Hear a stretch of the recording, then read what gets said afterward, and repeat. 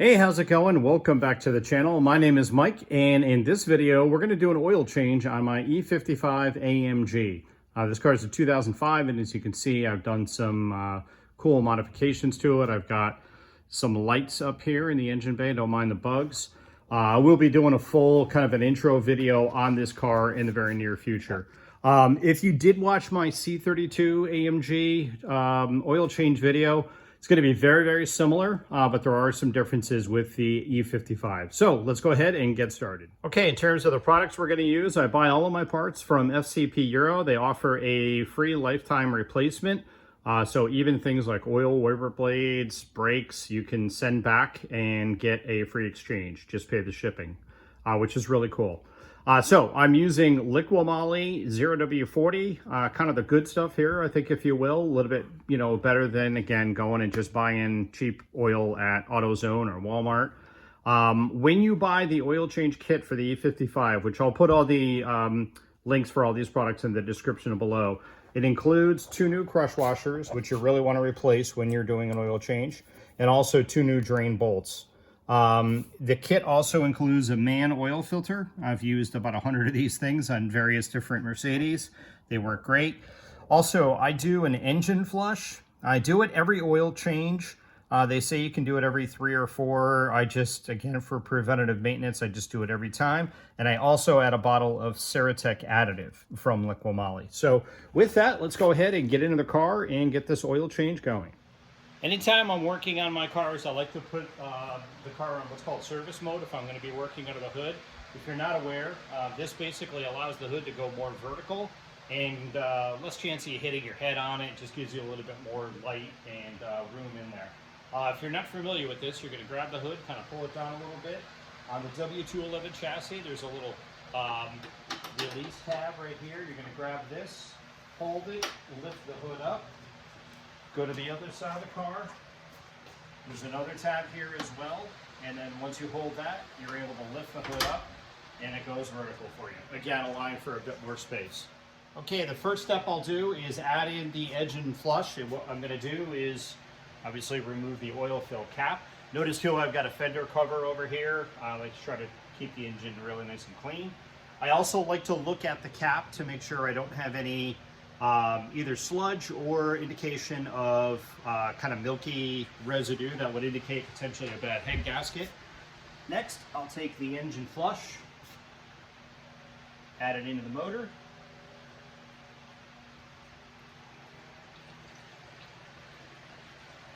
And then what I'll do at this point, put the cap on, obviously remove my fender cover and run the car for about 10 minutes. Anytime I'm doing stuff like this too, I spent about 40 hours painting this engine, so I want to be really careful. I like to just kind of catch things like that. So, all right, at this point, I'll go ahead, start the car, and run it for about 10 minutes so to get it fully up to temperature. I like to set an alarm on my phone, that way I know I'm running it for 10 minutes. And also, I hold on to all of the containers because I'm going to refill everything for the FCP warranty return. Okay, while the car is running, I don't know if you're able to see it, but I'm lifting the car, raising the car. It's normally very tucked on these 20-inch Austin wheels. And I am raising the car up. You can see it's quite a bit higher there. It's about an inch higher than it normally is. That'll allow me to be able to bring it up onto the ramps, especially with the front lift that I've got. All right, we ran the car for 10 minutes, so we are up to temperature. Before draining the fluid, the next thing I like to do is remove the filler cap. The viscosity of this oil, as you know, is super thin, and anything you can do to prevent kind of gurgling and sloshing around as you're draining it is helpful, in my opinion. So I've got that drained. I've got my pan prepped, my oil catch pan here. This is one I got from AutoZone. It's okay, it's not great. In there, in this hole, this is where the oil will fill into this container. There was normally 2 little small, like 1/4-inch holes. I found that when I drained the oil on my Mercedes, this would fill up quicker than it could drain, and sometimes it would even spill over. So I cut this area out. I've got to be careful, obviously, to make sure I don't get any crush washers or anything like that inside there. But no issue at all. Now it flows right in there without a problem. One other quick thing too. Again, I posted a very similar video for my C32, but there are some differences on these cars. Someone asked me on that other video, hey, can you use a vacuum and just vacuum the oil out from the top? You can. You can't get it in the oil fill area there. As you can see, there's kind of a baffle. You would put it in here, which is normally where there is a dipstick, but in this car, there is no dipstick. This is just a cap. Also, I did paint mine just to meet my my whole aesthetics here. So it normally is red, I painted mine black. Okay, here we are underneath the car. I don't use the engine covers that come with the car. I think that they do a really good job of basking and kind of hiding leaks. So I leave them off. That way, if there's a drip coming out of the car, I'll see it immediately on my garage floor. So what you're going to do here, there are two 13mm drain plugs on this engine. So the first one, this is the more forward one. You can see it right here, right by this. This is your sway bar, this bar here. So this is the first one up front. And then the second one is going to be back here. And they're both 13 mils. So what I do, I'll pull the back one first. That's where the majority of the oil is, your sump. And then I'll drain that out. We'll drain that into the pan. And then I will, once that's dripped out, and then I'll release the front one and we'll capture that oil as well. All right, we're going to go ahead and loosen this up. I like to make sure that the pan is really quite a ways far towards the back of the car, just to catch the oil, because this stuff really shoots out, especially with this really thin viscosity.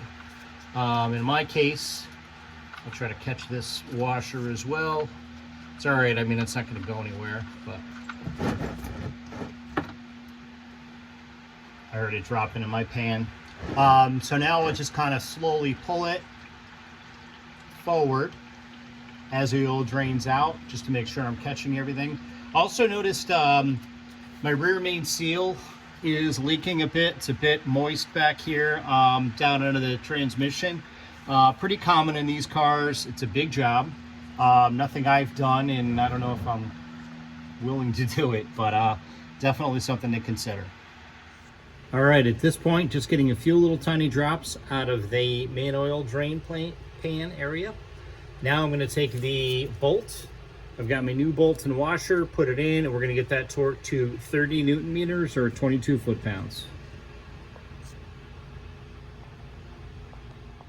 All right, just snugging it up.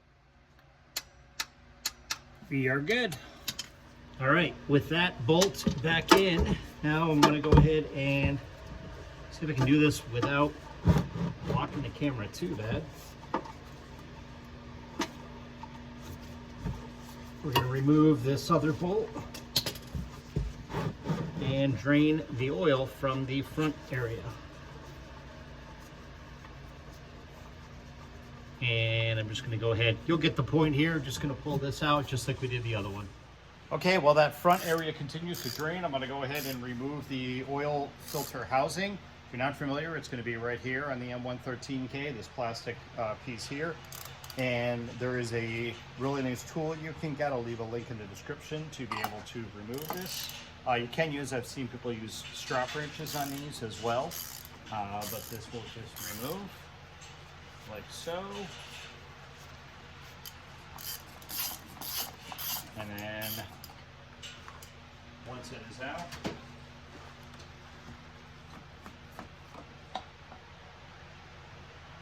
you'll have this assembly, which I'll bring over to the bench.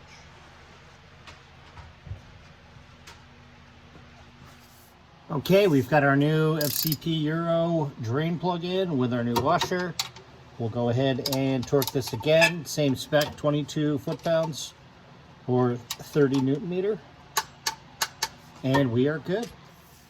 All right, at this point, we're done underneath the car. If you are using the under engine covers, good time to put those on now. I still have the car in the ramps. Obviously, we're not going to start it without oil. The next thing to do is to put the new filter into the housing and replace the O-rings. There is a small one, a medium one, a little bit bigger one, and then the large one. They give you an extra for the M113k. I'm assuming this filter works for other engines and you won't need that one, so you do get an extra. There's also a little diagram here that shows you the oil filter placement. So basically, to take the old filter off, simply pull it off like that.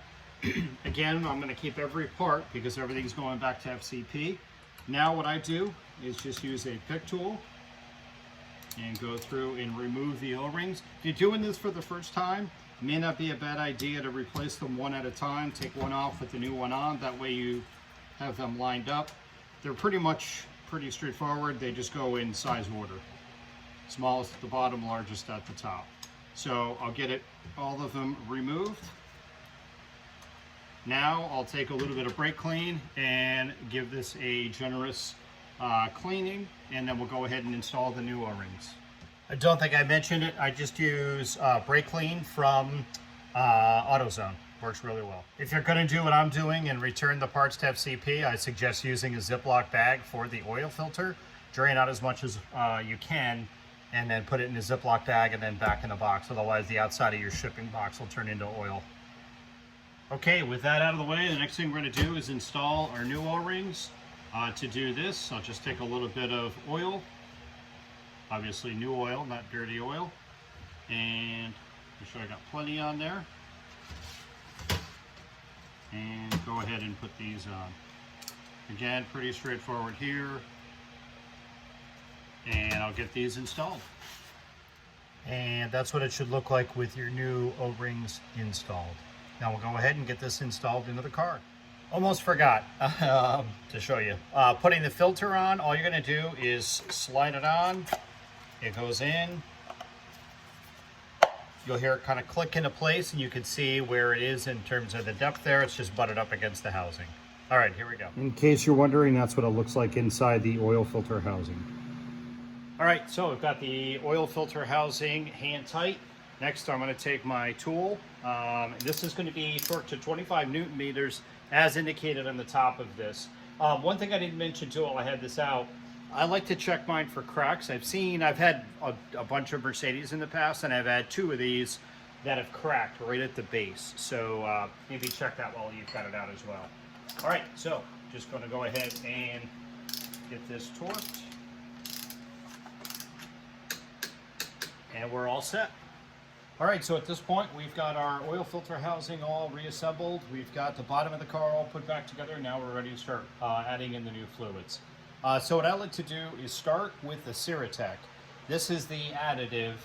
And the reason I like to add this first is because it's got kind of this weird milky color. And if you put it in last, and you've got kind of residual amounts of it around this cap area, it'll give you kind of a false impression that you may have a head gasket issue. So, got that added. Let me go ahead and spin the camera around and I'll show you. That's what it looks like after you add that stuff. So again, if I put that in last, I'm going to see kind of residual of that. So what I do is I'll add in, next I'm going to put the large bottle of oil, and as I'm pouring the oil in, I'll use that little yellow funnel and kind of steer it and kind of splash this stuff down into the engine. All right, at this point, I put in 7 quarts. Again, the car calls for between 8.5 and 9. What I'm gonna do at this point is we're gonna get it off the ramps, and I'll show you how I check the level on these cars. One other little detail I added under the hood here, QR code for my YouTube channel. A lot of people ask me, it shows different questions about the car, you know, the suspension or whatever. And this brings them right to where you are on the channel. Pretty cool. Okay, the next thing I'm going to do is check the oil level. I kind of cheated. I did this ahead of time. I ended up putting all but about a third, maybe about a quarter of a liter in from what they sent me. So they sent me, again, 9 liters. I used probably 8 3/4, something like that. To test the level on these cars, there's 2 different ways. You could do it on the dash. There's a way to do it through the instrument cluster. I don't find it to be as accurate. I prefer a traditional dipstick. Again, the cars don't come with a dipstick, but there is one you can buy, and it's got a measurement on here. It'll tell you basically in millimeters, and the depth you want, ideally, is 168 millimeters on an M113k engine. So you'll put it into the oil dipstick tube. It will bottom out. It'll be pretty apparent when it bottoms out. Make sure it's in there for sure. Pull it out, check your level. And again, it'd be really tough to show you, but I am at 168 millimeters exactly. So level is perfect. All right, the next thing we're gonna do is reset the service indicator on the car. To do that, we're gonna put the key in, turn it one click forward, and then from there, we're going to go into this menu here, hit this 3 times, then you'll go down once on this arrow here, which will, let's see if I can get this in here better, get you into the service mode. Then you're gonna go down on this arrow right here, and that'll get you to confirm. Then you have to go page up, this one, at which point it'll say full service, and then tap that again. Right here, I'm just hitting this again, and it says service confirmed. So at that point, you are reset. All right, the next thing I'm gonna do is lower my car back down. In the center console, there is this button. This one controls your firmness of your air ride. This one raises and lower the car. When it's red, it means the car is raised. I'll press that. It will now lower the car, at which point, if we come back here, so we can hold the camera so I can hear it. This normally is pretty tucked. You won't be able to see the top of the tire when it goes in there. So I'll get the car lowered back to its normal ride position. All right, we are set. There is the front end. There's the back end. And again, if you're looking for information on how I lower the car, there is another video on the channel for air suspension lowering links. All right, I also went through and boxed everything up, put the old oil back in the containers, the old filter in there, and the bolts and crush washers. If you're not aware, FCP Euro is on the East Coast, located in Connecticut, but recently they opened a location, lucky for me, 8 miles away from me in Mesa, Arizona. So currently you can't send back returns there, warranty returns, but I called there last week and was told that by the end of the year, we're in 2024 right now, you will be able to do that. So fortunately for me, I can drive over there, drop my stuff off, get new stuff, and drive away. So it'll be really cool. All right, last thing I want to show, just a cool little pro tip here. You guys probably already do this, guys and gals, but I document all of the service that I do on my cars, the mileage, the date, and keep a record of all this information. So just wanted to show that. All right, folks, we are all set. Thank you very much for watching, and do subscribe and like if you have not already, please. I've got other content coming on this car as well as this one. I'm going to be getting back into this car tomorrow quite heavily. This is Car Amnesia. If you're into old school car audio, this is pretty much the pinnacle. So thanks again for watching. Again, please like and subscribe if you have not already, and I will see you guys very soon. Thank you very much. Take care.